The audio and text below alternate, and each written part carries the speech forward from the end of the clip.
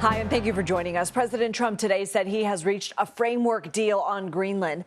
It's unclear what exactly the framework entails. President Trump in recent days has criticized his NATO allies for not supporting his ambitions to take over Greenland, a semi-autonomous territory of Denmark. The United States is treated very unfairly by NATO. I want to tell you that. And when you think about it, nobody can dispute it. We give so much and we get so little in return. He announced the Greenland framework on Truth Social after meeting with NATO Secretary General at the World Economic Forum in Davos, Switzerland. President Trump also said he's revoking his threat of tariffs against European nations as a result. Earlier in the day, he vowed he won't use force to take over the Arctic island. The president also said we'd be there for NATO, but doubted whether they would be there for us. NATO Secretary General Mark Rutte spoke earlier today, emphasizing the commitment of NATO nations to supporting the U.S. after those comments. So you can be assured, absolutely, if ever the U.S. will be under attack, your allies will be with you. Absolutely, there's an absolute guarantee. I really want to tell you this because it is important. It pains me if you think it is not. And under your leadership, this alliance is stronger than ever. CBS News senior White House and political correspondent Ed O'Keefe is in Davos with the latest. President Trump's announcement that he has a concept of a plan to work out with NATO over the future of Greenland essentially puts things back to where they'd been. The U.S. has a long-standing agreement with Greenland and the Kingdom of Denmark, which controls the island, that would allow the U.S. military to deploy there if America decides it needs to. And now the president says his team and the Europeans will sit down to sort out the future of those potential military engagements. Earlier in the day here at the World Economic Forum, he was closely watched by much of the world to get a sense of how far he would go in trying to take over the island that he says is essential to America's national security. He made very clear that he wasn't interested in using military force to take the island, but that he wanted to negotiate directly with Denmark.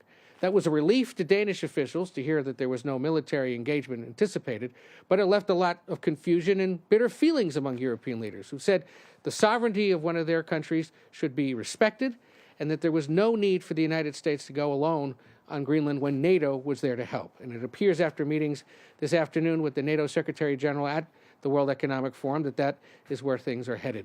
Notably, the stock market rebounded. It dropped triple digits on Tuesday, rebounded by triple digits today, and we'll see ultimately whether negotiations that were first hinted at last week when Danish officials visited Trump administration officials in Washington actually lead to more of a military deployment in Greenland. On Thursday, the president is set to turn his attention back to the Middle East and the future of peace in the Gaza Strip. Several more countries have announced plans to join the president's Gaza Board of Peace. Saudi Arabia is now on board. Russia may ultimately join it. Several other countries from North Africa and the Middle East are also on board. Expect to see the president, his friend and close advisor Steve Witkoff, and his son-in-law Jared Kushner lay out some of those details before he heads home. Back to you. Ed O'Keefe from Davos, thank you. Jim Townsend joins me now. He's a former Deputy Assistant Secretary of Defense for European and NATO Policy. Thank you for being here. A NATO spokesperson today said the framework deal discussions will focus on ensuring Arctic security and ensuring that Russia and China never gain a foothold economically or militarily. How much can NATO help do that? Well, I think that was really the silver bullet, if you will, on this whole issue was that. And again, we don't know all the details, but it must have been that NATO said, look, we'll set up an Arctic command there, because they talked about the Arctic region, not just Greenland, but the Arctic region.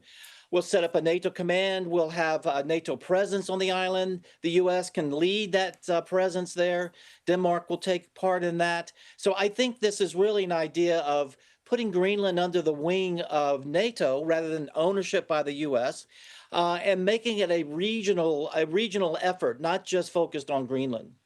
On one hand, you have Secretary General Rutte saying that NATO is stronger than ever under the president's leadership and that because of the president, countries are putting in more money to their defense spending than ever before. But there have been concerns in recent weeks that President Trump's insistence that Europe support his Greenland ambitions could crumble NATO. There's also been talk of a new world order. What are your thoughts on that, and what would that look like?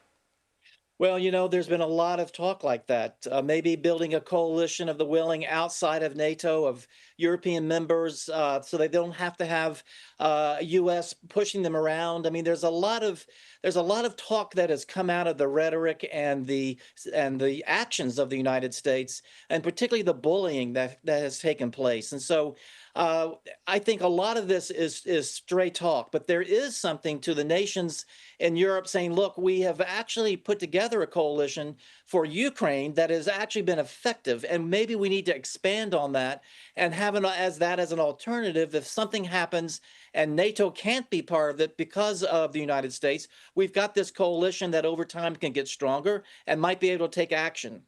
Jim Townsend, thank you.